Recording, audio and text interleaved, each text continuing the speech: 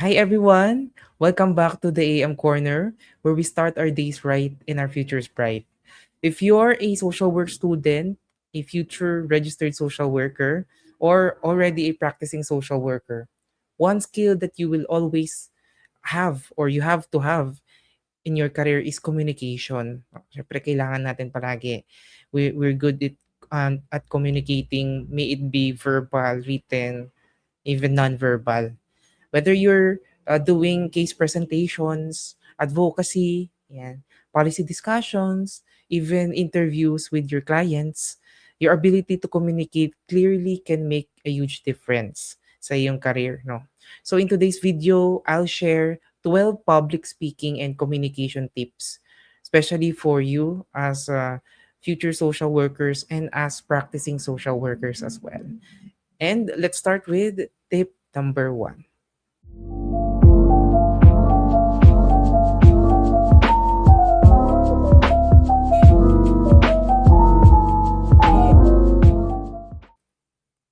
Ayan. So, unang-una, bago ba tayo magsasalita, we have to ask ourselves, what is your goal? No? You have to start with clarity of purpose. Are you trying to inform people? Are you trying to persuade? Are you trying to support someone? So, for example, as now if you're giving a lecture about a specific law or a specific issue, no, your goal is to inform people. ah.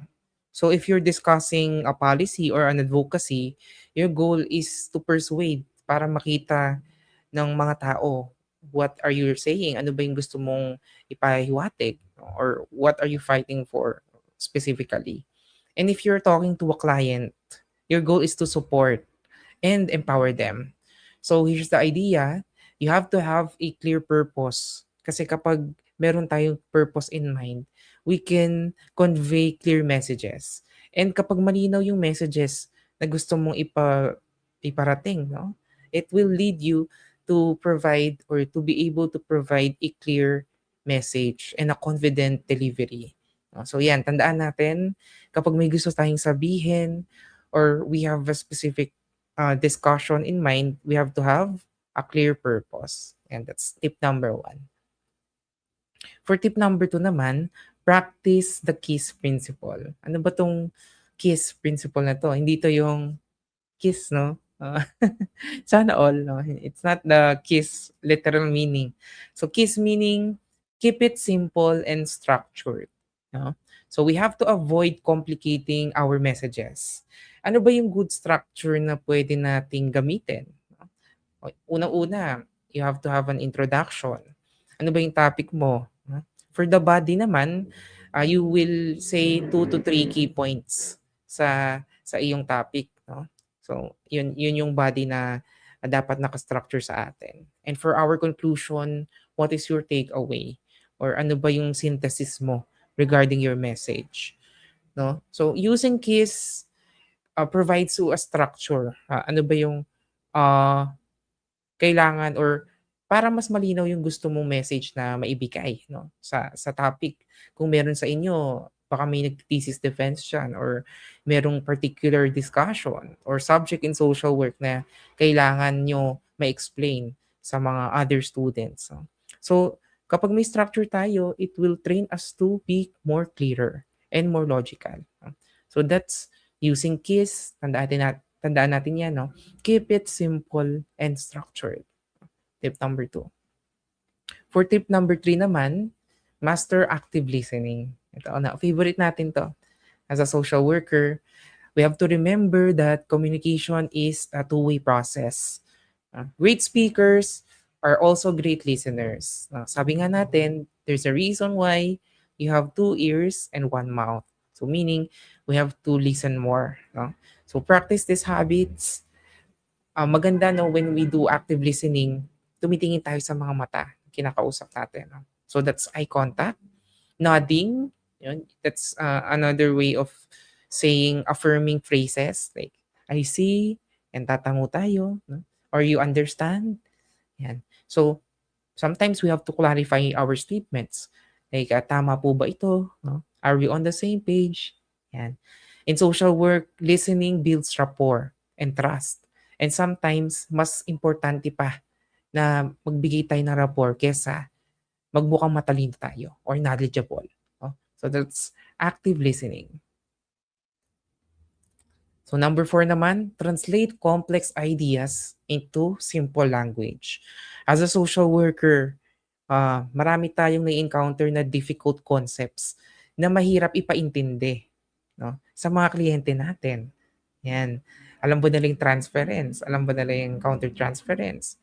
Do they know what's the meaning of feminism? Yan. What is social preparation? What's the rapport building? Yan. Yung mga ganung complex terms dapat iwasan natin because that is using too much jargon and very technical siya sa ating mga listeners. So, ako, I always do this, no? Yeah, you have to provide examples kung ano yung gusto mong message na iparating. You can speak in binocular or vernacular pala.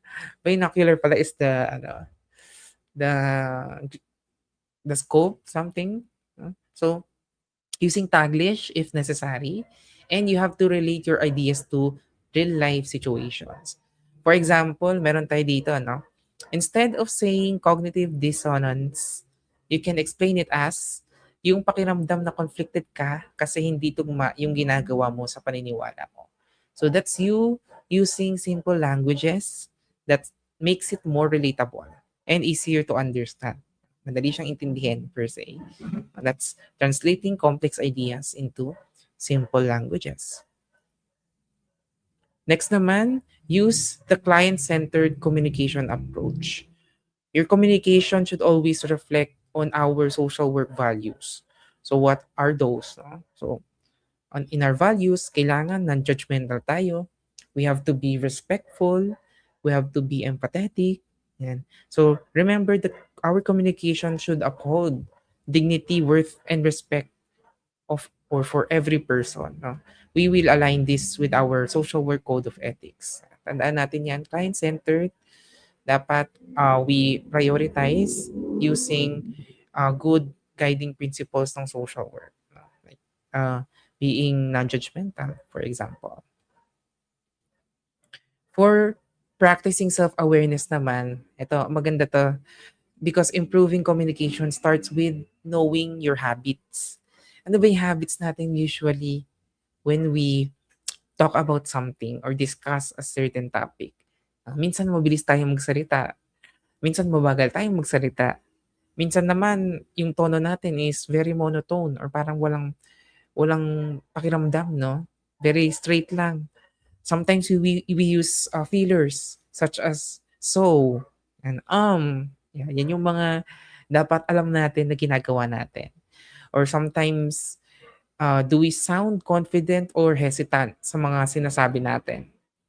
A helpful technique is to record yourself while speaking or maybe talk to yourself in the mirror para ma-identify mo what areas of improvement you should do. But it's really awkward, no? Even me, when I talk like this, talking in an online platform wherein wala akong kausap or wala akong nakikita or I don't receive any responses. Very awkward siya but in time, no, it's gonna be effective for you once you practice and record yourself. Next naman is managing speaking anxiety. Very common sa atin yan na kapag we are in charge about case conferences, example, or providing intake or talking to a client. And sometimes yung client natin, distress siya or very emotional, galit, umiiyak. Sometimes magkakaroon tayo ng anxiety or kakabahan tayo. But it's completely normal to feel that because even experienced speakers feel it. It's a normal feeling. But there are some techniques to ease our anxiety. Yeah. Taking deep breaths bago magsalita. Yeah. Pausing. No? Titigil muna tayo instead of rushing your words. And focusing on your message, not on your fear. No? So, intindihin natin minsan na, halimbawa, you are tapped to discuss a certain topic. No? Ibig sabihin, they believe in you na you will be able to explain it thoroughly. No? You have that authority. So, you are there to help them. to make them understand things. Yan. If community assembly yan, you want to explain what your program is. Ano yung requirements? Yan. Ano yung process? And how would you capacitate the community members? So that's you overcoming your anxiety. Number 8 naman is develop voice control. Your voice greatly affects how people receive your message. Madalas itong nami-misinterpret sometimes kasi minsan pasigaw tayo 'no, hindi natin alam our volume is too loud, yung pacing mo mabagal, so people will fall asleep 'no, o minsan aantukin sila, yan. Even your tone of voice, sometimes we sound harsh even if that's not what we intend to display 'no, hindi tayo aware dun. So, we have to avoid speaking too fast and sounding monotone. No. So, a helpful trick is to emphasize keywords. Yan, yung mabagal na pagsasalita or pag-i-enunciate. Because this automatically makes your speech sound more confident and engaging. That's for your voice control and delivery. For number 9 naman, engage your audience. Dito, no, lalo na, you have to differentiate sino ba yung kausap mo. Are there children? No? Siyempre, hindi applicable yung other means to explain a certain issue sa bata kung hindi niya naiintindihan no? Or hindi pa fully developed. That's their growth eh. You cannot do something about it. So you have to engage them in such ways na differentiated siya sa kanya. Like, kapag bata, no, we do play therapy, yan, role playing, drawings, yan. Yan yung pwede nating gawin. Kapag kausap nating client is mga bata. And kapag naman adult learners or andragogy na yan, syempre, they are more driven to their experiences. So, kailangan we ask them what their opinion is. No? That's how we interact with our adult learners. No? So, good communication should be interactive and hindi lang siya one-sided. Hindi na maganda na we discuss like tuloy-tuloy, no? Or by the books or just filling out everything with words, sentences, paragraphs. No? Instead of just talking to people, we can involve them. We can ask questions, ask open-ended questions para mas makakuha tayo ng mas detailed na sagot. Use relatable examples. Minsan nakakatulong na we are very witty. No? I find that really helpful kapag witty tayo sa mga clients natin. But just syempre may boundaries pa tayo dito. Sometimes kailangan alam din natin when to stop kapag we make jokes. Syempre dapat hindi uncomfortable yung mga jokes or we have to be sensitive about what we say sa ating mga clients. For this one, we can ensure na we can encourage their participation. For example, when you do lectures, now you ask people, may naka-experience na ba nito? Yan. So ano sa tingin nyo yung dapat gawin when you encounter this situation? Doing that will make your audience interested and connected sa topic niya. It's really helpful then if you read and expand your vocabulary. Maganda yan, lalo na sa mga nagre-ready for the board exam. You have to read social work cases in casework, in group work, community organizing. Kasi kapag kahit hindi natin sila directly na-experience, meron tayong thoughts na pwedeng ibigay, no? Kahit hindi directly na naranasan mo. It's helpful if we watch documentaries, mga news reports, research articles, and ano ba yung trend, ano ba yung mga bagong policies and laws ngayon no, sa social work. So we have to understand that as well. Kapag nagbabasa tayo, we have to observe how ideas are explained and then we have to summarize them in our own words. And this will prepare you, syempre, sa social work licensure exam if you're preparing for that. Meron din tayo dito, no? To practice daily and communication improves through consistent practice. Kapag ikaw ay, yung gusto mo na ma-improve, yung stage fright mo or your anxiety, you have to explain a concept aloud every day, no? Teach a friend, no? Sometimes we can do mentoring, magtanong tayo sa ating mga professors, sa ating mga kaibigan. We can even join discussions, yeah, para meron tayong, batuhan ng ideas. Gusto ko 'yun.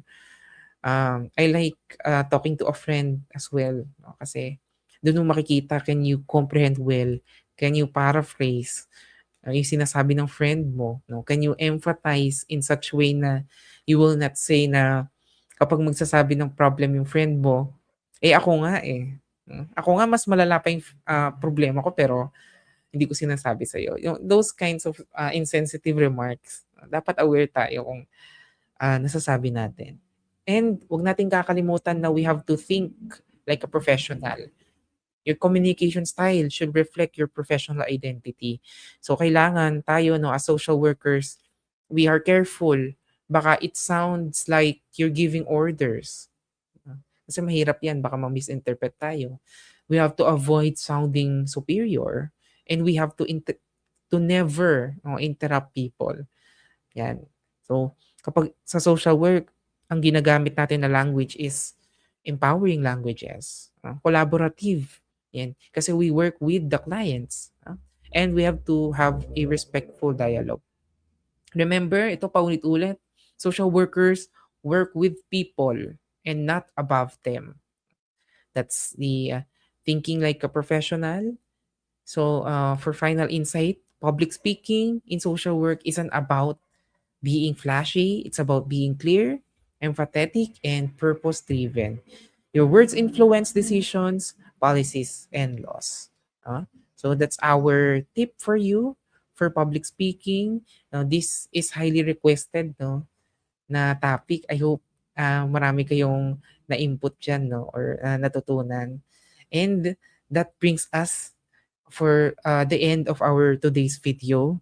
No? I hope helpful sa inyo. Very quick lang, very straightforward na tips. No? Kung nahihirapan ka, if you have that kind of fear, no, lalo na sa mga nag-start pa lang in the social work journey, no, yung mga first year diyan, minsan pinagre-report or takot, no, na magsalita in front of many people. That's you have to first understand yourself. You have to be self-aware sa uh, is your knowledge or is your background enough sa mga topics na kailangan mong i-discuss. So dapat you have to prepare yourself as well. No, communication is a two-way process. No, kailangan clear ang messages na binibigay natin and we have to of course convey it in such way na hindi siya mami-misinterpret, which is kind of hard, no, nowadays. It's easy to misinterpret kung ano yung sinasabi natin, lalo na kung we talk about it in our phones, like chat messages, ganyan. So that brings us to the end of our today's video. If you find these tips helpful, don't forget to like this video and subscribe to our channel for more content about social work, the board exam, and your professional development. Kung may gusto pa kayong topic na ma-discuss natin, since this is just a bonus episode, bonus tip for you, feel free to leave it sa ating comment section. And I'm very excited kasi we're cooking more videos for you. Marami tayong pine-prepare na I think may enjoy nyo and also marami kayong matututunan. But if you want to connect with us, no, I encourage you to check out our Facebook, the AM Corner Social Work Learning Series. Yan ang ating Facebook page. Follow kayo dyan. We post updates kung kailan tayo magpo-post ng mga videos. Check din natin yung ating TikTok account. No? We have the AM Corner. I post snippets dyan and other unique contents. And our YouTube, kapag hindi ka pa nakasubscribe, kung nandito ka, please, subscribe ka na sa channel natin. And if you want to access yung mga exclusive videos natin, lahat ng contents, lahat ng subject areas na na-discuss natin in the past and today, no, even our final coaching, the last minute preparation for you, all the tips and tricks and mga strategies na tinuturo natin. Please check our join, no? Join button and click the join button sa ating YouTube account if you want to have all the access na I'm sure is makakatulong sa inyo. No? As you review, it will be a supplemental resource para sa iyo, no? Para makahanap ka ng iba't ibang perspective. And once again, this is the AM Corner where we start our days right and our futures bright. See you sa ating next video. Bye-bye for now.